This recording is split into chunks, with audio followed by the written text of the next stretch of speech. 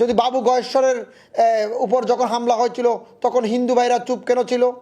যখন বিশ্বজিৎকে প্রকাশ্য দিবালোকে এই পেশিবাদী সরকারের সময় হত্যা করা হয়েছিল, নির্মমভাবে তাকে কুপিয়ে জখম করে হত্যা করা হয়েছিল, তখন হিন্দু ভাইদের আবেগটা কোথায় ছিল? তাদের আবেগটা কোথায় তখন কাজ করেছিল?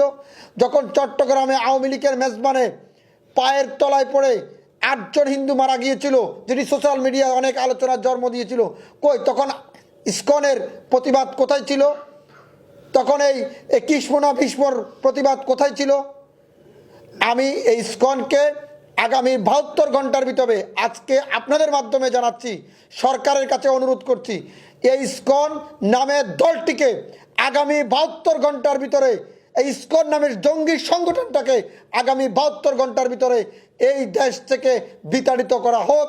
শুধু নিষিদ্ধ নয়, এরা এদেশে বসবাস করার কোনো যোগ্যতাই রাখে না। যেহেতু আমার মুসলমান 90% মুসলমান দেশে আমার একজন মুসলিম ভাইকে জবাই করে হত্যা করেছে, আরও বড় বড় হুঙ্কার দিচ্ছেন। পশ্চিমবঙ্গের একজন মুখ্যমন্ত্রী, পশ্চিমবঙ্গের একজন মন্ত্রী হুঙ্কার দিচ্ছেন যে বাংলাদেশটাকে নাকি তারা সীমান্ত পাহারা দিবেন। আরে তোমাদেরকে আমরা বলতে চাই, তোমরা তোমাদের সরকার তেল দাও, তোমরা নিজেদের গন্তব্যস্থান কোথায় আছে তোমরা এখনও নিজেরাও জানো না, শুধু বাংলাদেশ নিয়ে তোমরা কথা বলছো কেন? আমি আপনাদের মাধ্যমে সকলকে অবগত করতে চাই, এই 17 বছরে যতগুলো গুম খুন নিপীড়িত নির্যাতিত মানুষগুলো সুবিচার এখনও পাচ্ছে না।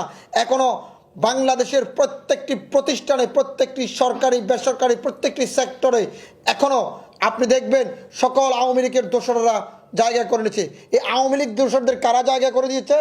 এই সরকারের যে উপদেষ্টারা আছেন তারাই আওয়ামী লীগের লোকদেরকে এখনও সুযোগ সুবিধা দিচ্ছেন।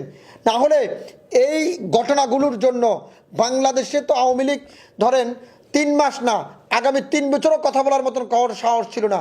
তাহলে এই 3 মাস যেতে না যেতে কিভাবে আওয়ামী লীগ সাহস পাচ্ছে কথাগুলো বলার জন্য? কিভাবে আন্দোলন করার সাহস পাচ্ছে? কিভাবে চট করে বুট করে দেশে ঢুকার কথা বলছেন?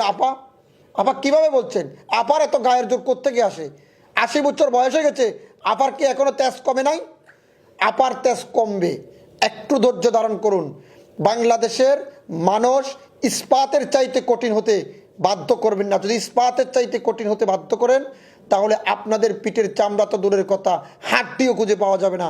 তার কারণ একটাই, আওয়ামী লীগের যারা লুটপাট করেছে, যারা টেন্ডার বাণিজ্য করেছে, তারা পালিয়ে গেছেন এবং তারা পালিয়ে যায় বিদেশের মাটিতে, তারা যে যার মতন করে অবস্থান করছেন। কিন্তু তাদের যে নিরীহ নেতাকর্মীরা দেশে বসবাস করছেন তাদেরকেও শান্তিতে দিচ্ছে না। আমি আওয়ামী লীগের নিরীহ নেতাকর্মীদের কাছে বলবো, বাবা তোমরা সহজ সরল মানুষ, তোমরা তোমাদের আপার কথা কান না দিয়ে তোমরা সুন্দরভাবে, তোমরা যেভাবে যেখানে ঘুমন্ত অবস্থায় আছো, যেভাবে আত্মগোপনে আছো, এভাবে কিছুদিন থাকো। দেশের পরিবেশ পরিস্থিতি ঠিক হলে তোমরা আল্লাহর কাছে মাপ চাও, জাতির কাছে ক্ষমা চেয়ে যদি তোমরা আবার দুধ দিয়ে গোসল করে যদি তোমরা পবিত্র হয়ে যদি এই বাংলাদেশের রাজনীতি ফেরার যদি ইচ্ছে থাকে, তখন বাংলাদেশের মানুষ সিদ্ধান্ত নিবে তোমরা বাংলাদেশের রাজনীতি করার অধিকার রাখো কিনা। কিন্তু তার আগে বাবা তোমরা চিল্লাচিল্লি লাফালাফি করো না। কিস্তির টাকার নামে, লোনের নামে বাংলাদেশের এই সহজ সরল মানুষগুলোকে ঢাকায় এনে কোনো ষড়যন্ত্রের যদি চিন্তা ভাবনা করো, তোমরা এটা ভুল করবা। তোমরা বাবা এটা ভুল করবা। তো বাংলাদেশের সকল শ্রেণী পেশার মানুষকে বলবো, আপনারা এই গুজবে অন্তত পক্ষে কোনো ধরনের কান দেবেন না। এটি আওয়ামী লীগের ভয়ঙ্কর ষড়যন্ত্র ফাঁদ।